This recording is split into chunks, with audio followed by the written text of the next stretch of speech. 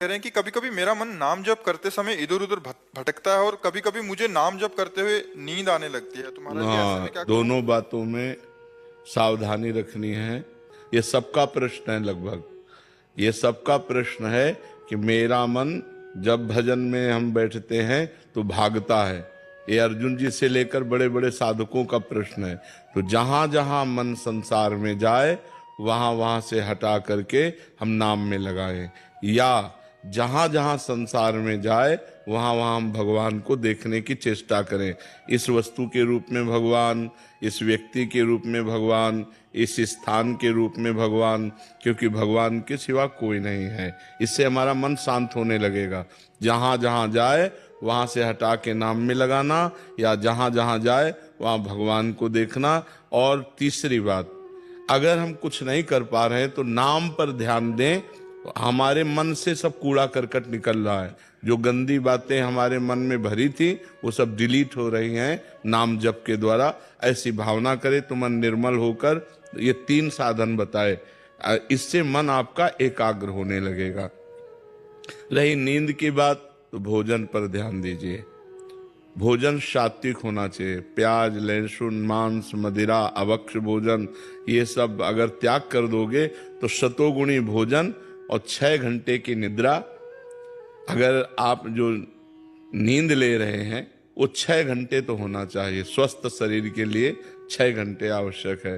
तो अगर आप 10 बजे रात के सो जाएं तो 11, 12, 1, 2, 3, 4 बजे आपकी आंख खुल जानी चाहिए और फिर नींद नहीं आना चाहिए। अगर नींद आती तो खड़े होकर भजन करना चाहिए, टहलने में नहीं आनी चाहिए।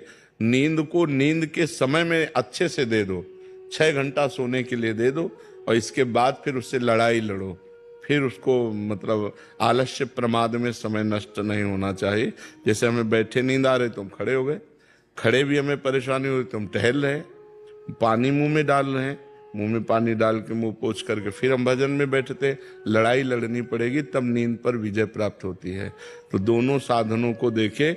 मन जो बार बार भागे तो इन साधनों को, और जब नींद आवे तो ऐसे। पर भोजन का सुधार कर ले। तमोगुणी भोजन पाने से फिर भजन में नींद आएगी। बासी नहीं पाना, बहुत लाल मिर्च नहीं पाना, बहुत तेल के नहीं पदार्थ पाने, और ये अभक्ष्य पदार्थ जो त्याज्य हैं उनको नहीं पाना। इससे सतोगुण बढ़ेगा, सतोगुण से नींद नहीं आएगी। नींद आती है तमोगुण से। निद्रा आलस्य प्रमादोत्तम तत्तामस मुदाहरतम।